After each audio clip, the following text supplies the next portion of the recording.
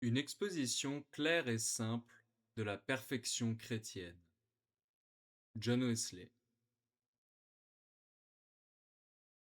Le présent ouvrage ainsi que son auteur, John Wesley, sont très peu connus du monde francophone. Alors que l'Angleterre du XVIIIe siècle se trouvait dans un grand délabrement social et moral, John Wesley rappela à ses compatriotes la simplicité et la profondeur de l'évangile de Jésus-Christ.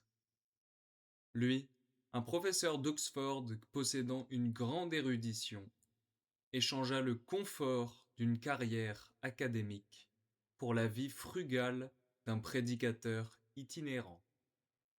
Annonçant aux quatre coins de l'Angleterre l'amour du Christ, il entraîna de nombreuses personnes à sa suite.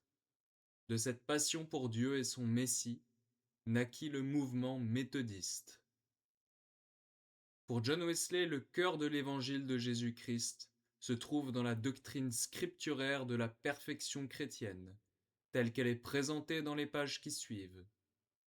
Héritier de la réforme et du salut par la foi, John Wesley n'oublie pas que le message évangélique nous invite à une vie renouvelée, sanctifiée par une communion profonde avec Dieu. Cette perfection chrétienne n'est rien d'autre que l'amour du prochain, uni à un amour sans partage pour Dieu. Si l'énonciation de cet objectif est simple et aisée, son application laisse trop souvent à désirer dans nos vies de chrétiens tièdes et partagés. Le génie de Wesley fut de rappeler le caractère profondément pratique de l'Évangile, la réalité de cette vie pleine d'un amour humble et vrai qui peut devenir nôtre si seulement nous le souhaitons de tout notre cœur et cela par la grâce de Dieu. Cet ouvrage est présenté sous la forme de questions-réponses, invitant le lecteur à un dialogue vivant avec l'auteur. Au fil des pages, nous pouvons percevoir les multiples oppositions auxquelles Wesley dut faire face, offrant toujours des réponses unissant bon sens et fondements bibliques. Une des critiques fondamentales fut qu'il avait manqué de cohérence au cours de sa vie, ce à quoi il répondit en soulignant la continuité de sa pensée et de son enseignement. Étant donné le nombre impressionnant de références bibliques que Wesley intègre dans son texte, nous avons choisi de ne mentionner que les principales pour que la lecture n'en soit pas trop alourdie.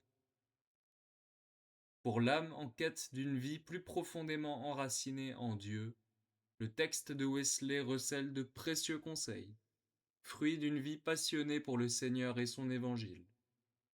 Lecteur, lectrice, auditeur, auditrice, êtes-vous satisfait d'une vie à moitié chrétienne, avec les tristesses d'un renoncement partiel au péché, mais sans la joie d'une appartenance radicale au Dieu de Jésus-Christ?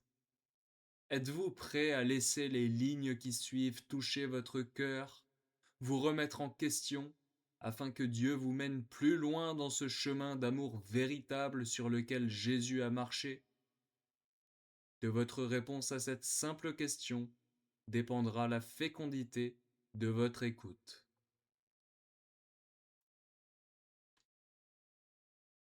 Exposition claire et simple de la perfection chrétienne. 1. Raison d'être. Je me propose dans les pages suivantes d'exposer avec clarté et détail la manière graduelle dont je fus conduit, pendant le cours de plusieurs années, à embrasser la doctrine de la perfection chrétienne. Cette exposition, je la dois aux hommes sérieux, à ceux qui désirent connaître toute la vérité telle qu'elle est en Jésus, car de telles questions n'intéressent que de semblables personnes. C'est donc aux hommes sérieux que je voudrais pleinement déclarer la chose, telle qu'elle est, et en m'efforçant de montrer tout au long d'une époque à une autre quelles furent et mes opinions et leurs causes. Consécration totale. En 1725, alors âgé de 23 ans, j'eus entre les mains l'ouvrage de l'évêque Taylor, intitulé Règles et exercices pour vivre et mourir saintement.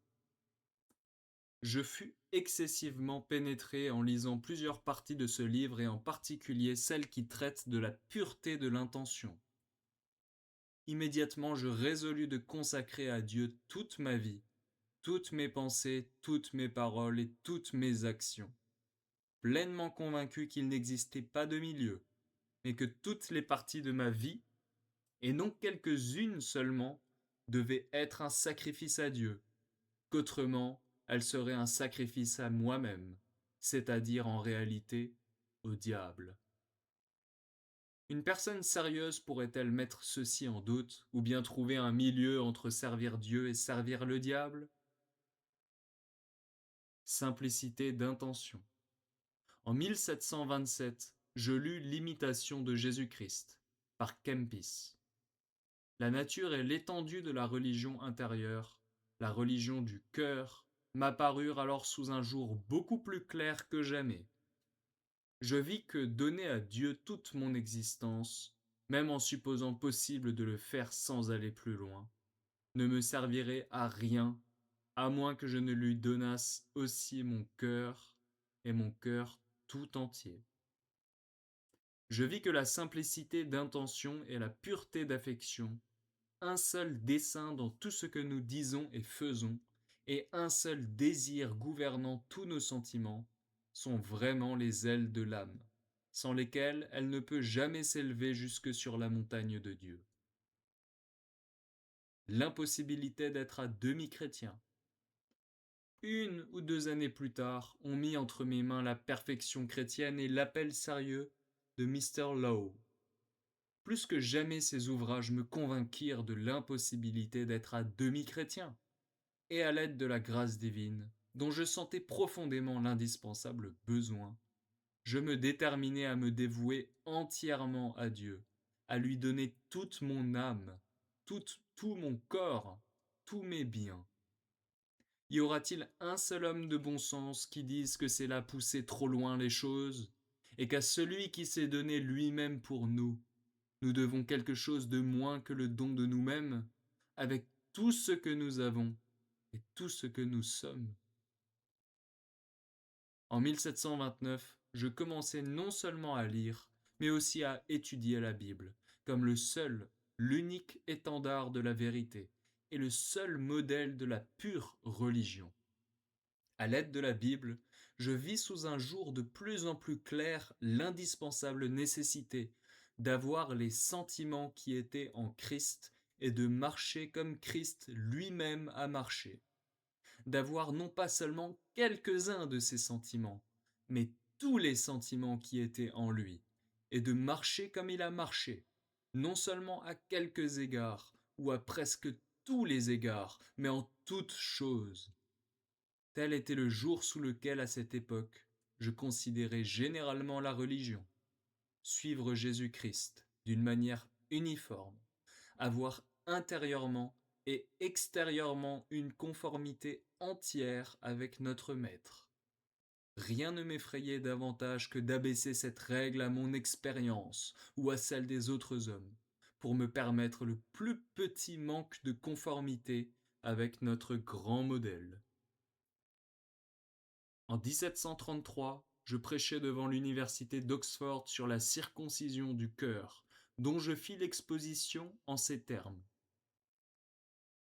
C'est cette disposition habituelle de l'âme qui est appelée sainteté dans l'Écriture, et qui signifie directement être nettoyé du péché, de toute souillure de la chair et de l'esprit, et en conséquence être revêtu de ces vertus qui étaient en Jésus-Christ. C'est cette sainteté qui nous renouvelle dans l'esprit de notre entendement jusqu'à nous rendre parfaits comme notre Père qui est dans les cieux est parfait.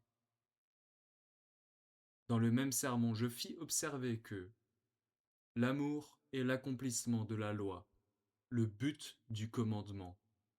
L'amour est non seulement le premier et le grand commandement, mais il est tous les commandements en un.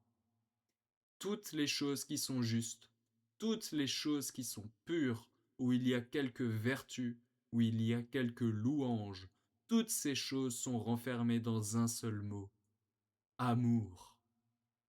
C'est dans l'amour que se trouve la perfection, la gloire et le bonheur. La loi royale du ciel et de la terre est celle-ci. Tu aimeras le Seigneur ton Dieu de tout ton cœur, de toute ton âme, de toute ta pensée et de toute ta force. Ce qui est l'unique bien parfait devrait être votre unique but ultime. Vous désirerez une seule chose pour l'amour d'elle-même, la joie de celui qui est tout en tous. Vous proposerez à vos âmes un seul bonheur, savoir, une union avec celui qui les a faites, c'est-à-dire avoir communion avec le Père et le Fils, être unis au Seigneur dans un seul et même esprit. Jusqu'au bout de votre carrière, vous poursuivrez un seul but, la joie de Dieu dans le temps et dans l'éternité. Ne désirez les autres choses qu'autant qu'elles conduisent à cette fin.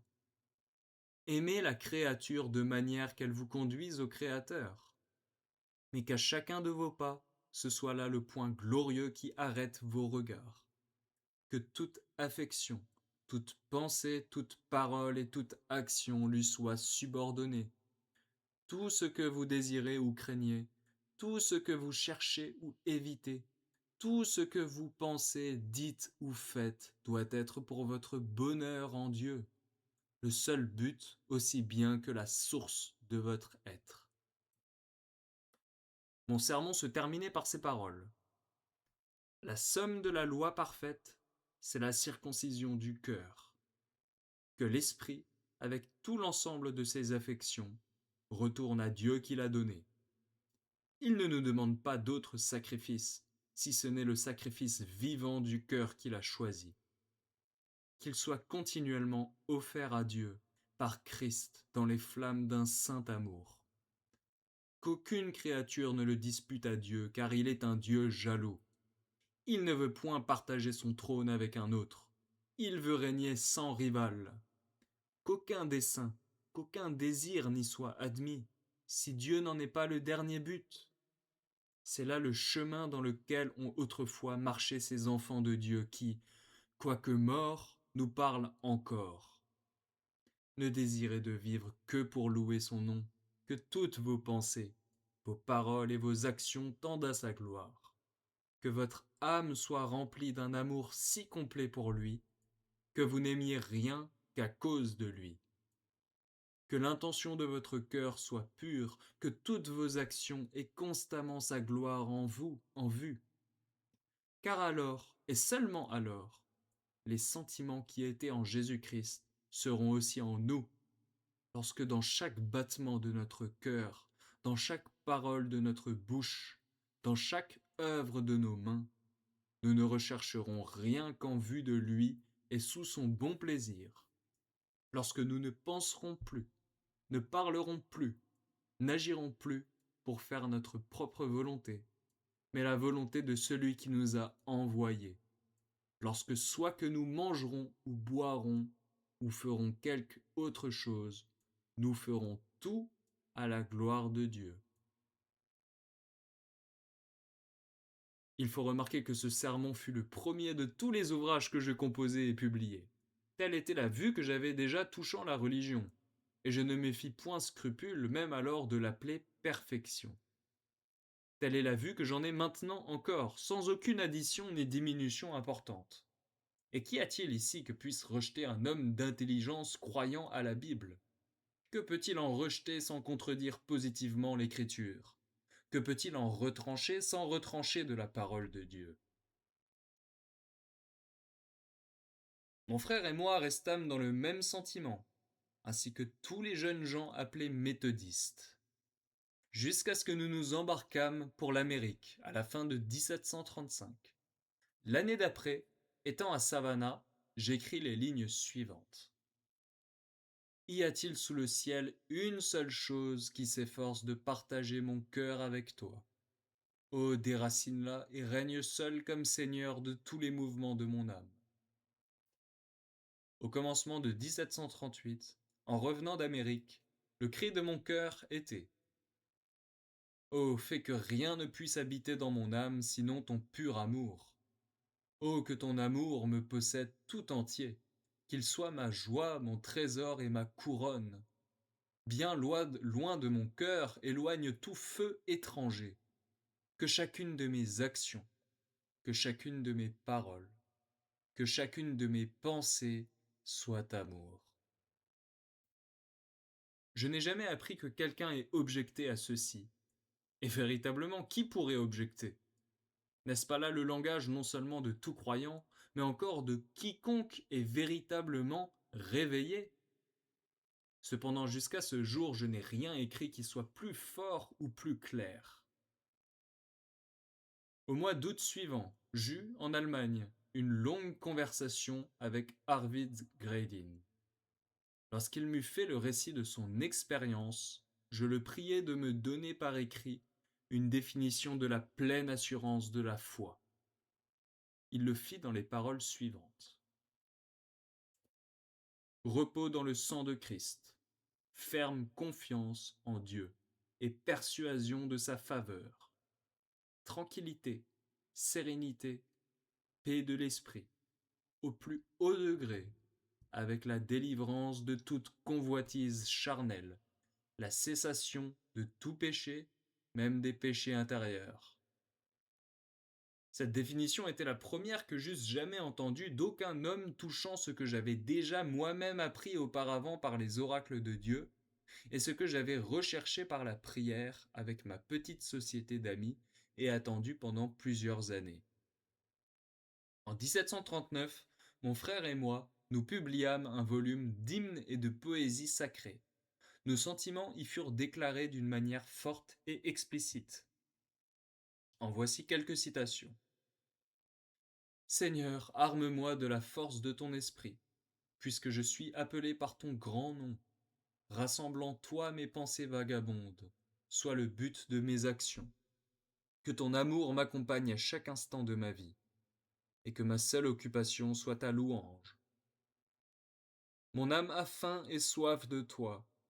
Si grande est la force du principe divin, qui par une douce contrainte m'attire jusqu'à ce que, toute sanctifiée, mon âme entière soit à toi, enfoncée dans la mer la plus profonde de la divinité et perdue dans ton immensité. Adam céleste, vie divine, change ma nature en la tienne. Répands-toi dans chaque partie de mon âme pour l'animer et la remplir tout entière. Il me serait facile de faire beaucoup plus de citations dans le même but, mais celles-ci suffisent pour montrer, d'une manière indisputable, quels étaient alors nos sentiments. Le premier traité que j'écrivis expressément sur ce sujet fut publié à la fin de cette même année 1739. Pour que personne n'eût de prévention avant de l'avoir lu, je lui donnai ce titre indifférent. Caractère du méthodiste. Dans ce traité, je décrivis le chrétien parfait avec cette épigraphe. Non que j'ai déjà remporté le prix. J'en citerai une partie sans en faire aucun changement. Le méthodiste, c'est un homme qui aime le Seigneur, son Dieu, de toute son âme, de toute sa force, de toute sa pensée. Dieu est la joie de son cœur et le désir de son âme, qui s'écrie continuellement. Quel autre que toi ai-je dans le ciel? Je n'ai pris plaisir sur la terre que en toi. Mon Dieu est mon tout. Tu es le rocher de mon cœur et mon partage à toujours. En conséquence, il est heureux en Dieu, oui, toujours heureux, car en lui-même il possède une source d'eau vive jaillissante jusqu'en vie éternelle, et inondant son âme de paix et de joie. Maintenant que l'amour parfait a banni la crainte, il se réjouit sans cesse. Oui, sa joie est parfaite, et tout ce qui est en lui s'écrie. Béni soit le Dieu et Père de notre Seigneur Jésus-Christ, qui, selon son abondante miséricorde, m'a réengendré pour une espérance vivante de l'héritage incorruptible conservé pour moi dans les cieux. Et celui qui possède cette espérance ainsi pleine d'immortalité, rend grâce en toutes choses, sachant que tout ce qui lui arrive est la volonté de Dieu à son égard en Jésus-Christ. C'est pourquoi il reçoit joyeusement toutes choses de lui en disant La volonté du Seigneur est bonne, bénissant toujours le nom du Seigneur, soit qu'il donne ou qu'il reprenne. Dans le bien-être ou la douleur, la maladie ou la santé, la vie ou la mort, du fond du cœur il rend grâce à celui qui dispose tout pour son bien, et dans les mains duquel il a complètement remis son cœur et son âme, comme un fidèle créateur. En conséquence, il ne s'inquiète de rien, car il s'est déchargé de tous ses soucis sur celui qui prend soin de lui. Et en toute chose il se confie en lui, après lui avoir exposé ses demandes avec des actions de grâce. Car véritablement, il prie sans cesse. Dans tous les temps, le langage de son cœur est celui-ci. Quoique muette, ma bouche s'adresse à toi, et mon silence te parle. Son cœur est élevé vers Dieu dans tous les temps et dans tous les lieux. En ceci, il n'est jamais empêché, beaucoup moins interrompu, par aucune personne ni aucune chose. Dans la solitude ou la compagnie, dans le repos, les affaires ou la conversation, son cœur est toujours avec Dieu. Soit qu'il se couche ou qu'il se lève, Dieu est dans toutes ses pensées. Il marche continuellement avec Dieu, ayant l'œil aimant de son âme fixé sur lui, et voyant partout celui qui est invisible. Aimant Dieu, il aime son prochain comme lui-même. Il aime tout homme comme sa propre âme. Il aime ses ennemis, oui, même les ennemis de Dieu.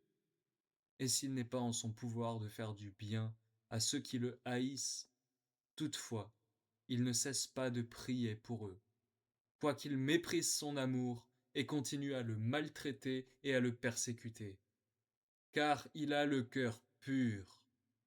L'amour a purifié son cœur de l'envie, de la malice, de la colère et de tout mauvais sentiment, ainsi que de l'orgueil qui seul produit les disputes. Et maintenant il s'est revêtu des entrailles de miséricorde, de bonté, d'humilité, de douceur, de longanimité.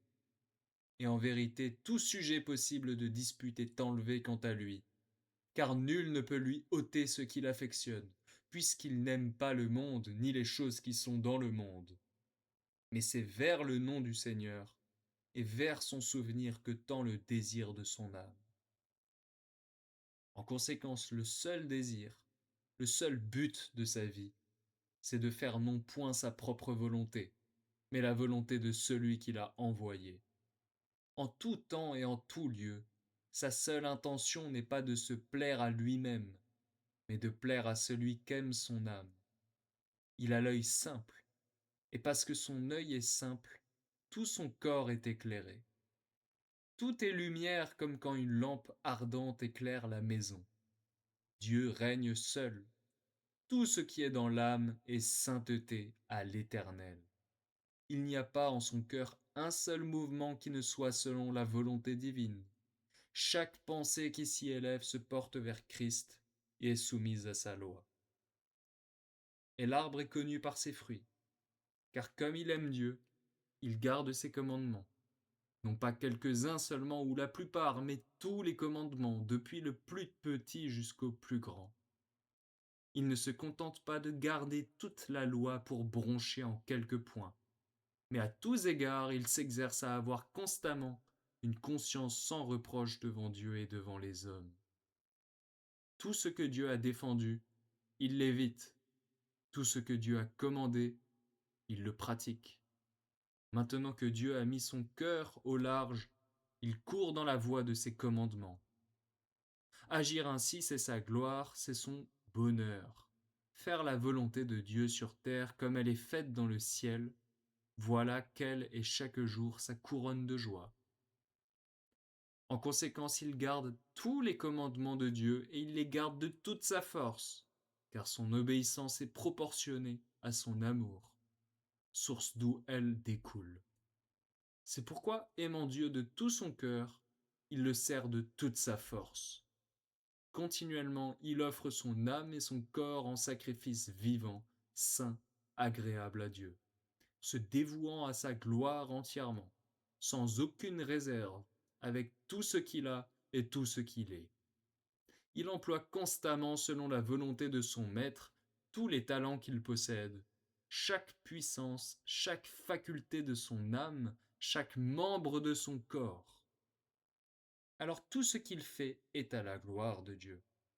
Dans toutes ses occupations, quelle qu'en soit l'espèce, il ne tend pas seulement à glorifier Dieu, ce qu'implique avoir l'œil simple, mais il y parvient réellement.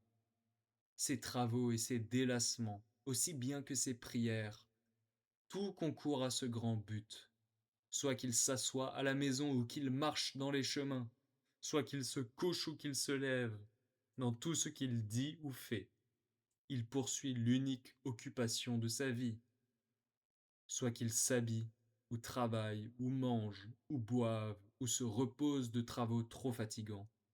Tout ce qu'il fait sert à avancer la gloire de Dieu, au moyen de la paix et de la bonne volonté parmi les hommes.